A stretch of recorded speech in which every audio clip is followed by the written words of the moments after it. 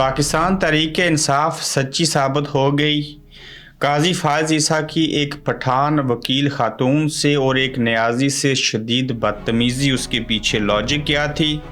यूक्रेनी member of parliament का अनोखा एहतजाज हैरान कुन कैसा किया गया? नून लीग की बड़ी गलत फहमी, जबकि दूसरी तरफ नून लीग की एक बड़ी विकेट गिरने को तैयार, वो आखिर कौन है? आज इस पर बात करेंगे। अस्सलाम वालेकुम, आप देख रहे हैं गोरखतंदा अबरार कुरैशी। आपसे मुखातिब हूँ। पाकिस्तान तहरीक इंसाफ और इमरान खान सच्चे साबित हुए। इस बात के ऊपर जब कहा गया कि आरएस जो हैं इंतखाबात करवाने के सिलसिले में वहाँ पे डीपीओ, सीपीओ और ब्यूरोक्रेट नहीं, बल्कि वहाँ पे अदालती अमला यानी कि जजिस को तैनात होना चाहिए, जिस तरह के मोस्टली और अक्सर और आइन और कानून के तहत इंतखाबात में होता है।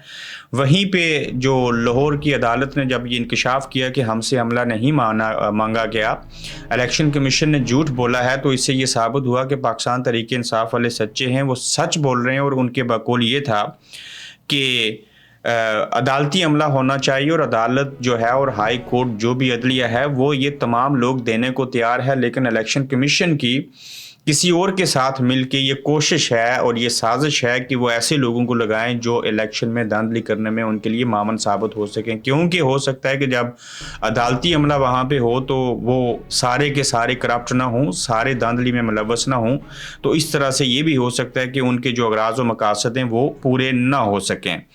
फिर इसी तरह से आपने एक और चीज़ देखी होगी कि जो तहरीक इंसाफ का ये एतराज़ था, उसी एतराज़ के साथ साथ ये प्रोपेगेंडा किया गया कि पाकिस्तान तहरीक इंसाफ ने ये जो चीज़ें इलेक्शन कमीशन में और बाकी जगहों के ऊपर चैलेंज की हैं, यानी कि जजिस को लगना चाहिए ना कि ब्यूरोक्रेसी को। हालांकि जजिस भी तो हर एक तरह से ब्यूरोक्रेसी में आते हैं, लेकिन डीपी और बाकी लोगों को वो लगाना चाह रहे थे। इस चीज़ के ऊपर नून लीग ने पिछले 2 दिन से एक बयानिया चलाया कि पाकिस्तान तहरीक इंसाफ इलेक्शन से भागना चाहती है। वो डर गए हैं और वो इंतखाबात का हिस्सा नहीं बनना चाहते हैं। उन्हें अपनी जो हार है वो सामने दिखाई दे रही है। इस तरह से देखा जाए कि डिप्टी कमिश्नर आरओज बना दिए जाएंगे, जो कि पीटीआई लीडरान और कारकुनान की नज़रबंदी अहकाम जारी कर रहे हैं। और शायद दुनिया में ऐसी मिसाल न मिले कि कानूनी एतराज़ पर अदालत में पटिशन फाइल करने पर पटिशनर के खिलाफ तौहीन अदालत का जो नोटिस है वो कर दिया जाए। मतलब कि अब फ्री एंड फेयर इलेक्शन की बात करने पर तौहीन अदालत लगेगी। तो पाकिस्तान तहरीक इंसाफ ने जो अमल किया वो सिर्फ इसलिए था कि इलेक्शन फ्री एंड फेयर हो जाएं। उनके जो रहनुमा हैं, कायद हैं पार्टी के, वो जेल में हैं। वो पार्टी के चेयरमैन भी नहीं रहे, नया चेयरमैन बन गया। इंट्रा पार्टी इलेक्शन हुए, उसको भी कंट्रोवर्शियल बना दिया गया। बल्ले का निशान लेने के लिए पार्टी के इंतखाबात को धांधली ज़्यादा करार दिया, जबकि 175 पार्टियों के इंतखाबात हुए, किसी ने करवाए भी नहीं और पर्ची पर लिख के लोगों को ओहदे दे दिए गए। तो उसके ऊपर कोई एतराज़ नहीं उठा रहा। लोगों को उठाया जा रहा है, वकीलों को अब तक खामोश करवाया जा रहा है, शरीफ अफजल मरवत को उठा लिया गया। और अब पाकिस्तान तहरीक इंसाफ के कारकुनों की, खासकर पाकिस्तान के अवाम की और वकीलों की भी बेबसी है। और सरेआम कहा जा रहा है वो कौन है जो लोगों को उठाता है, वो कौन है जो अगवा करता है। ये 3 जो आर्टिकल है जो कमिश्नर और डीसी के ज़रिए लोगों को पाबंद किया जाता है, जैसे शोएब शैन के ऊपर कहा गया, धमकी दी गई, उनको कोयटा से वापस आना पड़ा पंजाब की तरफ, चूँकि वो वहाँ किसी कन्वेंशन को लीड करने जा रहे थे। तो तमाम सोबतें बर्दाश्त हो चुकी हैं। अब लोग बोल रहे हैं, वकील भी किसी हद तक बोल रहे हैं। अलग बात है कि ये लोग तकसीम दर तकसीम हैं, लोगों की बेबसी है। अब जो ये चीज़ें करेंगे वहाँ पर आवाज़ उठती रहेगी, आवाज़ कभी बंद नहीं होगी, क्योंकि सोशल मीडिया है, सारी चीज़ें हैं। और ये निज़ाम पहले से बिल्कुल बगैर कपड़ों के सड़क के ऊपर आ गया, नंगा घूम रहा है, गंजा हो चुका है। मजीद देखते हैं कि इसमें कौन सी शिकें बाकी हैं, वो हया के पर्दे कौन से हैं जो अब तक चाक नहीं हुए। तो ये इलेक्शन अगर हो गए, अब तो यकीनन हो जाएंगे 8 फरवरी को, लेकिन उससे कबल पीटीआई से क्या होगा, इंतहाबी मुहिम के सिलसिले में क्या चीज़ें की जाएंगी, जो लोग इलेक्शन लड़ने के लिए दरख्वास्त देंगे उनकी दरख्वास्तों को, उम्मीदवारों को रिजेक्ट कैसे किया जाएगा। पाकिस्तान तहरीक इंसाफ क्लीन कर जाएगी, यानी कि 2 ताई अक्सरियत से वो इक़्तिदार में आ सकते हैं। इनका प्लान किस नौयत का होगा ये चीज़ें देखनी पड़ेंगी। लेकिन तहरीक इंसाफ की ये बातें तमाम सच साबित हुई और ये प्रोपेगेंडा दम तोड़ गया कि पाकिस्तान तहरीक इंसाफ इलेक्शन से भागना चाहती है। वो तो वाहिद जमात है माजर जो कहती है कि इंतखाबात मुल्क के अंदर होने चाहिए। तो अब ऐसी सूरत हाल में देखना होगा کہ پاکستان تحریک انصاف کو لیول پلینگ فیلڈ ملتی ہے یا کہ نہیں۔ پھر آپ دیکھیے کہ قاضی فائز عیسیٰ صاحب کا تکبر، مشال زئی جو ہیں ایک خاتون وکیل پٹھان، ان کے ساتھ کیا کیا، اور عمیر نیازی کے نام کے ساتھ نیازی لکھا ہونے کی بنیاد کے اوپر چڑ ہو گئی۔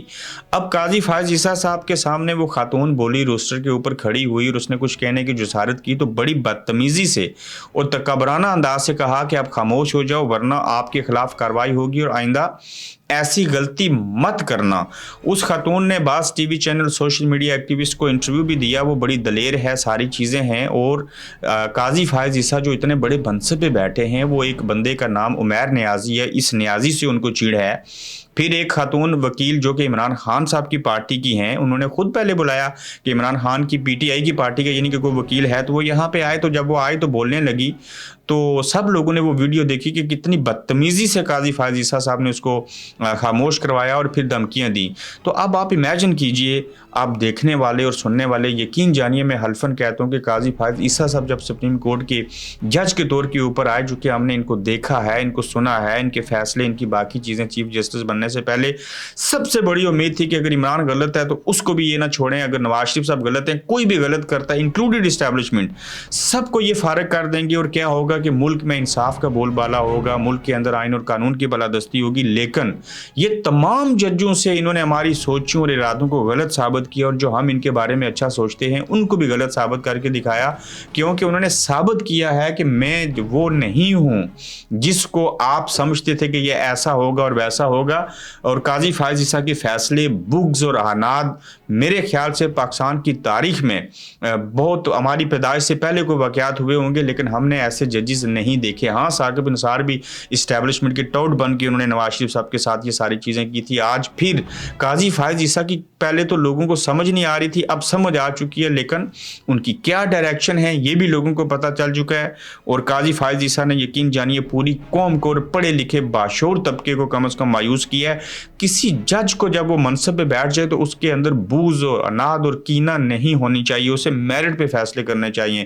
اس میرٹ میں بھلے عمران کو پھانسی کی سزا سنا دیں، سب چیزیں کر گزریں، لیکن انصاف ہوتا ہوا دکھائی دینا چاہیے۔ اور جو عمل آپ نے پی ٹی آئی کی خاتون کے ساتھ کیا اور عمیر نیازی کے نام کے ساتھ، وہ بھی وکیل ہیں، اگر نیازی لکھا ہوا ہے تو آپ کی یہ ہے اصلیت اور حیثیت ہے کہ ان کو اس طرح سے پیش آتے ہیں، تو ثابت ہو گیا قاضی صاحب آپ نام کے ہی قاضی ہیں، آپ نام کے ہی جج ہیں، اور آپ سے انصاف کی توقع چند لوگوں کو ہو سکتی ہے جن کی فیور میں آپ چیزیں کرتے ہیں، سارے لوگ آپ کے انصاف کو نہیں مانیں گے۔ چھوٹی چھوٹی خبریں اور ان کو آگے لے کے بڑھتے ہیں۔ یوکرینی سیاستدان کا انوکھا احتجاج کیسا ہے، آپ تصویریں دیکھیں، ایک ویڈیو بڑی وائرل ہوئی کہ ایک میٹنگ میں گئے، جب وہ میٹنگ میں گئے تو وہاں پہ انہوں نے دستی جو چیزیں ہوتی ہیں وہ لے کے گئے، جو پھٹنے والی ہوتی ہیں، معذرت میں بعض چیزوں کا نام نہیں لے سکتا، تو انہوں نے وہاں پہ کمرے میں پھینکے، وہ پھٹیں، اور پھٹنے کے بعد 7 لوگ دنیا سے چلے گئے، درجنوں جو ہیں وہ زخمی ہو گئے، کیونکہ یہ یوکرینی سیاستدان جو ہے یہ نہیں چاہتا تھا کہ روس کے ساتھ جنگی معاملات اور یہ ساری چیزیں ایسے ہوں، تو جب بے بسی ہو،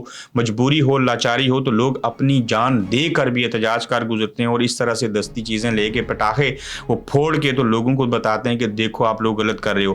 نون لیگ کی غلط فہمیاں جو ہیں وہ یہ ہیں جی کہ ہم الیکشن لڑیں گے، ہم جیت جائیں گے، ہم وزیر اعظم بھی بن جائیں گے، ایسے ہو جائے گا، لیکن ان کو اتنا علم نہیں ہے کہ یار پاکستان کے عوام آپ کے ساتھ نہیں ہے، کوئی ایسا بیانیہ بنائے وہ اسٹیبلشمنٹ کے خلاف ہو۔ عمران خان کے خلاف تو آپ بنا چکے، معاف کر دیا، معاملات اللہ پہ چھوڑ دیے ہیں، تو آپ کو عوام کی طرف سے سپورٹ حاصل نہیں ہے، اس غلط فہمی سے باہر نکلیے۔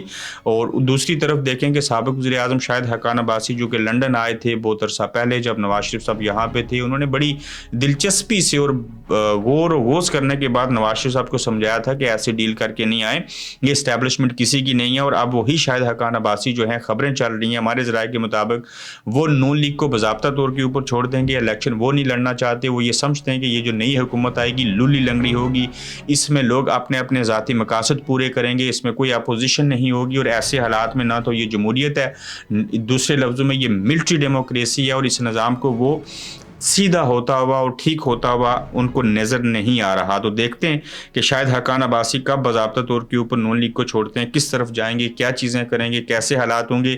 مگر اس وقت جو حالات ہیں PTI के लिए मुश्किलें, नून लीग के लिए भी और मुश्किलें, अवाम कहीं और खड़े हैं, जिनको इक़्तिदार में लाना चाहते हैं वो जो उनकी लोग सपोर्ट करते हैं मुक़्तदर हलके, उनकी सोच भी गलत है, तो जो सही बात है उसको कोई अपनाना नहीं चाहता। तो ऐसे सारे सियासी गोरखधंधा के अंदर अवाम का बुरा हाल है, मुल्क की मैशत का बुरा हाल है, आइन और कानून की धज्जियाँ बखेर के रख दी हैं, कहीं से कोई उम्मीदवार नहीं आती। तो देखते हैं एंड ऑफ द डे अवाम ताकत का सर चश्मा होते हैं, इनका रिएक्शन क्या होगा। ये वकला जो है अवाम के बाद अगर कोई बड़ी ताकत है तो वो किस तरह का किरदार अदा करेंगे, तो इस सारी सूरत हाल में थोड़ा वक्त रह चुका है, सब कुछ सामने आ जाएगा। अपना ख्याल रखिएगा, इंशाल्लाह फिर मिलेंगे आपसे। आप देख रहे हैं गोरखधंधा अब्रार कुरैशी के साथ।